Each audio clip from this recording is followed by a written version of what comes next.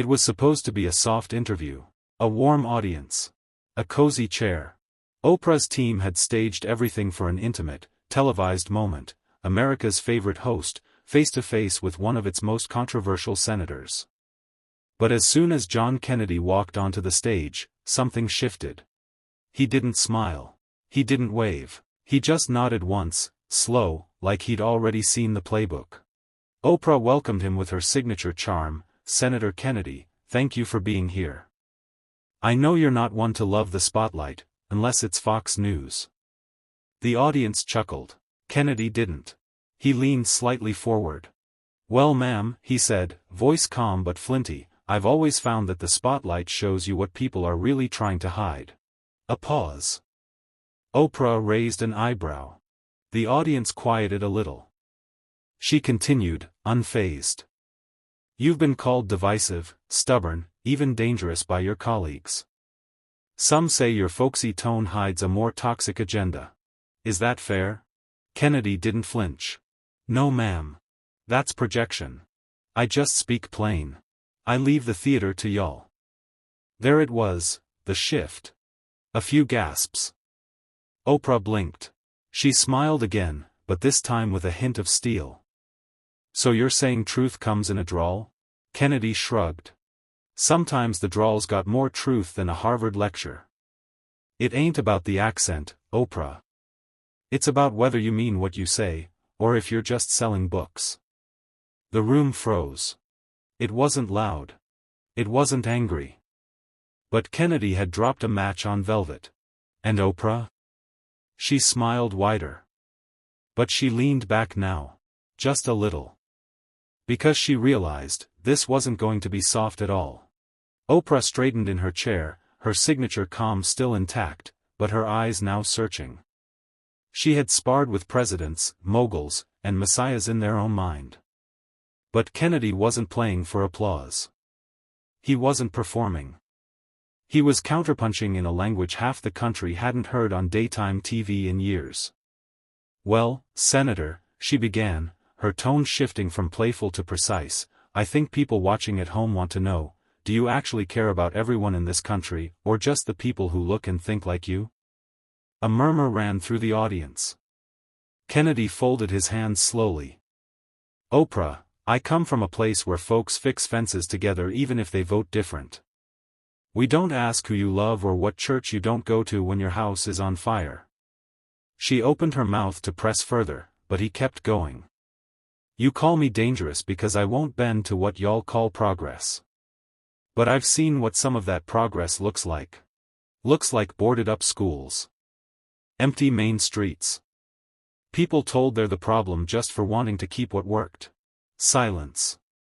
Not even a cough from the crowd. Oprah paused. Her team in the wings was frozen. This wasn't the plan. The audience was supposed to laugh more. Applaud more. Instead, they were listening. Kennedy leaned back, calm as ever. "I didn't come here to charm your crowd, ma'am. I came to remind them that you don't gotta go to Yale to tell when something smells like bull." The silence cracked. One lone clap from the back. Then another. Then a ripple. Oprah's lips tightened.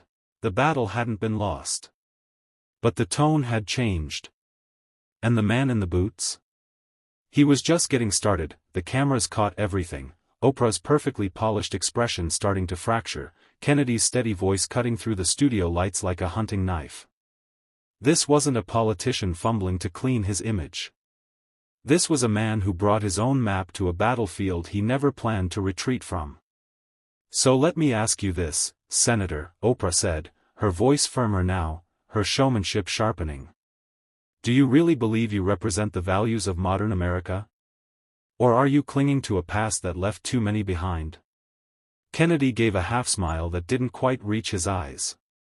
"I represent people who built this country while being told they weren't modern enough," he said. "I represent folks who pray before dinner, not because it's political, but because they still believe in something bigger than Washington." Oprah raised her hand, cutting in. "But faith can't justify exclusion. And tradition doesn't mean justice." Kennedy didn't blink. "No, ma'am. But neither does trending on Twitter. Gasps. Audible ones. He leaned forward, elbows on knees. You built an empire on stories, Oprah. So did I. Difference is, mine weren't polished in a studio. They were told on porches, in feed stores, in courthouses where the judge knew your daddy. The room tightened. The staff behind the cameras froze again. A producer mouthed, "Cut to break," but the director just shook his head. Because the show wasn't a show anymore. Kennedy continued. I respect what you built, Oprah. Lord knows it's impressive. But you don't get to tell a farmer from Louisiana that he's less American than a CEO with a podcast. Oprah's jaw tightened. This wasn't a debate. This was a reckoning. And the crowd, for the first time that hour, wasn't sure who had the power. Oprah took a sip of water, her fingers wrapped a little tighter around the glass than usual. She knew how to manage tension. She'd interviewed survivors, tyrants, and icons. But Kennedy? He was none of those. And yet, somehow, he was the most dangerous guest she'd ever hosted. Because he didn't need her platform. He was his own platform. She smiled again, this time more calculated. You speak of tradition, Senator. But tradition once kept women silent, kept black voices out, kept people like me from sitting in this chair. Kennedy nodded. Yes, ma'am.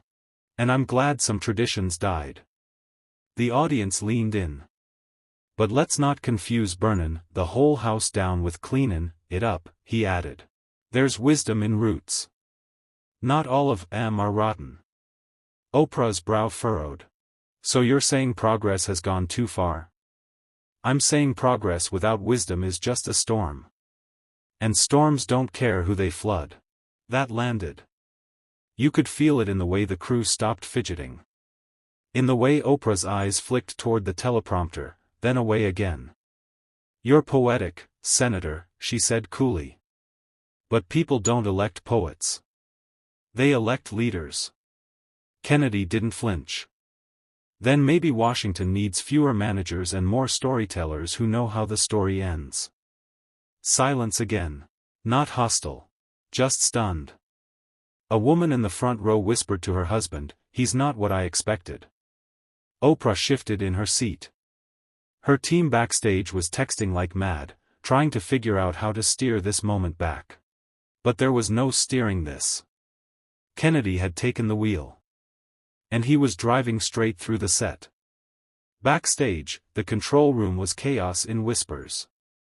Do we cut to commercial? Can we dump to pre-roll? Is this helping or hurting the brand? But on stage, none of that mattered. Because Kennedy had just turned Oprah's studio into a courtroom, and no one saw it coming. Oprah, still composed, gave a diplomatic smile. Senator, you speak with conviction. But let's talk about empathy. Do you believe your policies reflect compassion for the marginalized? For those left behind?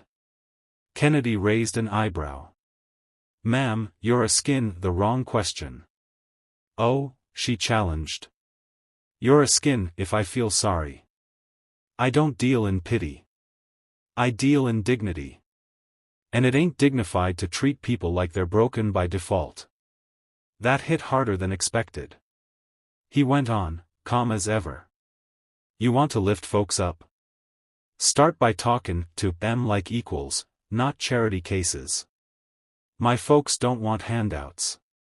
They want a government that don't talk down to them while messin' up everything they touch. The audience stirred. This wasn't applause line politics. This was emotional combustion, slow, smoldering, and completely under control. Oprah leaned forward, voice steady. So you think the system's broken? He grinned slightly. No, ma'am. I think it's working exactly how the elites want it to. That's the problem. Now it was real quiet. The kind of quiet that comes before something explodes, or transforms. A college student in the audience mouthed, "Did he just say that?" Oprah sat back, lips pressed together. She had walked Kennedy into a moral trap. But he hadn't dodged it, he'd stood still, set it on fire, and walked through the smoke untouched. And the crowd? They weren't sure whether to cheer or gasp. That's when you know something real just happened. Oprah glanced at her notes, but they suddenly felt flimsy, crafted for a version of Kennedy that never showed up. This Kennedy didn't sputter or stumble. He struck with precision and calm, like a man who had nothing to lose and even less to prove. She pivoted. Well, Senator, let's move to something personal. People say your charm is calculated. That behind the drawl is a man who knows exactly how to manipulate a room. Kennedy smiled, slow and measured. Well, darlin', I reckon if I could manipulate a room, I wouldn't still be losin' every budget vote I bring to the floor. Laughter. Real, unplanned laughter. Even Oprah cracked a grin. But he wasn't done. You don't have to act to be authentic. You just have to mean it. That's what folks forget. A good line don't mean nothin' if you can't back it up with backbone. Oprah sat with that a moment. So what do you say to people who believe you're just a Southern stereotype, clever, sure, but outdated? He looked at her gently now. I say bless their hearts, and then I show up to work. 'Cause while they're busy underestimatin' me, I'm busy readin' the bill they ain't. The audience lit up, not with applause, but energy. You could feel it in the air, tension, respect, curiosity. Oprah had been the lion in the room for decades. But tonight? Kennedy had stolen the silence. She crossed her legs slowly, regrouping. You're good, Senator, she said. I see now why the media can't pin you down. Kennedy nodded once. That's 'cause I ain't lookin' to be pinned. I'm lookin' to be heard. And tonight, whether Oprah liked it or not, he was being heard by millions. The room had transformed. What started as Oprah's house, her studio, her turf, now felt like a town hall Kennedy could have held back in Louisiana. Oprah sensed it too. The warmth in the crowd wasn't fading, but it had shifted. It wasn't just admiration for her. It was respect for him. She leaned forward again, this time with genuine curiosity. Let's talk legacy, Senator. When you leave office someday, what do you want people to remember? Kennedy tilted his head. That I didn't lie to them. That I didn't tell them what they wanted to hear just to keep a chair warm. That I showed up, told the truth, even when it stung, and voted like somebody was watchin'. Oprah raised her brow. Even if history disagrees with you? He smiled. Ma'am, history don't write itself. People do. And sometimes, the ones doin' the writin' are wearin' robes or badges, or microphones. But if I'm gonna be wrong, I'd rather be wrong for sayin' what I believe than right for sayin' nothin'. That landed hard. A young woman in the second row wiped a tear without fully knowing why. It wasn't what Kennedy said, it was how sure he was when he said it. No rehearsed lines. No spin. Just raw steel wrapped in Southern calm. Oprah paused. She glanced to her team off stage. They were no longer signaling her. Just watching. Stunned. Senator, she said finally, you've surprised me. Kennedy grinned. Well, Oprah, that's the first step to actually hearin' each other, bein' willing to be surprised. The crowd didn't clap. Not yet. They were too busy thinking. And Oprah? She wasn't in control anymore. She was part of the moment. And Kennedy was owning every second of it. By now, the studio lights felt warmer. Not from the heat, but from the shift in power. Oprah wasn't losing, but she wasn't dominating either. And in her world, that was rare. Very rare. She cleared her throat, softening her tone. So tell me, Senator, do you ever second-guess yourself? You speak with certainty, but even certainty can be lonely. Kennedy didn't answer right away. He looked down, rubbed the edge of his thumb against his wedding ring, then met her eyes. "Ma'am, I second-guess myself all the time. You'd be a fool not to.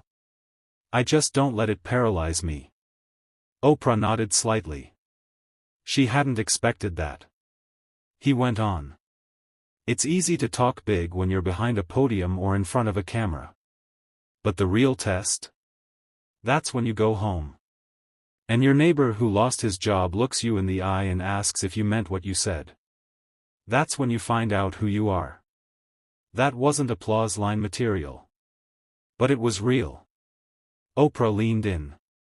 "So, who are you, Senator?" Kennedy exhaled slowly. "I'm a man who's been underestimated so long, I stopped explaining. I just show up, I listen, and I don't back down unless I'm dead wrong. And even then, I'll probably argue with the coroner." The audience laughed, genuinely this time. Even Oprah chuckled. But that last line stuck with her, "I stopped explaining." That's what had shifted this entire interview. He wasn't defending himself. He wasn't justifying. He was owning. Completely. And somehow, without her planning it, she was the one being peeled back. One more misstep, and she'd be the story. Oprah inhaled deeply. The cards in her hand were useless now, each pre-written question more irrelevant than the last. What had begun as a sit-down meant to probe Kennedy's contradictions had turned into something else entirely, a lesson in grounded conviction. She tried to steady the conversation. "Senator, I've sat across from people who've led revolutions, built empires, broken nations. But you're disruptive in a quieter way. Why do you think people either love you or loathe you?" Kennedy gave a little shrug. "Because I remind them of someone they either trust, or someone they try real hard to forget." The audience reacted with a hum. It was true. Kennedy carried the energy of an old uncle who remembered everything, called out nonsense, and didn't flinch at uncomfortable truths. Oprah smiled again, but now with restraint. "But surely you recognize the danger in being polarizing." He nodded. "Absolutely. But there's more danger in being forgettable. And more damage in saying nothing when the house is on fire just because someone might get offended by the alarm." That line ripped through the room. A sound guy near the back whispered, "Damn." Oprah's face froze in mid-thought. Not because she disagreed, but because she couldn't challenge it without sounding removed. Kennedy's words weren't partisan. They were felt. He leaned back now, more relaxed. "See, I didn't come here to win over your audience. I came to tell them what I tell every room I walk into. If you want someone who reads polls before he prays, I ain't your guy. But if you want someone who'd rather be hated for honesty than loved for a lie, I'm already elected." And that was the moment. Even Oprah had to sit in silence. Because this wasn't just an interview anymore. It was a declaration. There was a stillness in the room that felt sacred. No cue cards. No clapping signs. Just two people, face to face, one a cultural icon, the other a political lightning rod, locked in a moment neither had scripted. Oprah folded her hands. "Well, Senator. I think you've said more here than most say in a campaign cycle." Kennedy chuckled softly. "That's because most folks in campaigns are auditioning. I'm already cast. I'm just trying to remember my lines." The audience burst into quiet laughter, but there was reflection in it, too. Oprah took a breath. "One last question. What scares you, Senator?" Kennedy didn't hesitate. "That we're forgetting how to disagree without destroying. That we're so busy trying to win the argument, we forget to listen to the pain behind it." Oprah blinked. That was honest. Vulnerable. Not the sharp-tongued warrior from earlier. This was a man who'd walked through fire and still kept a map in his back pocket. He stood now, unprompted. "I appreciate the invite, Ms. Winfrey," he said. "Truly. You've built something powerful. And I hope folks at home remember that we don't have to shout to be heard. Oprah rose too, extending her hand. You surprised me tonight, Senator. He shook her hand, firm but respectful. Good. That means we had a real conversation. As the audience stood in a slow-building ovation, not thunderous, but earned, the cameras faded to black. Later, the clips would go viral. Some would praise Oprah for holding her ground. Others would celebrate Kennedy for flipping it. But in that room, everyone knew one thing. This wasn't the kind of interview you forget. It was the kind you feel, long after the credits roll. Sometimes, it takes just one chair, one voice, and one moment to flip the room. Tonight, John Kennedy didn't just hold his own, he reshaped the entire conversation. He didn't yell. He didn't dodge. He stood firm, spoke plainly, and walked through every question like a man who's been underestimated one too many times. Oprah tried to challenge him. But Kennedy didn't fight back, he spoke back. And that made all the difference. In a world full of noise, Kennedy didn't need volume. He needed truth. And truth, delivered with calm, conviction, and a little bit of Southern fire, was louder than anything else in that room.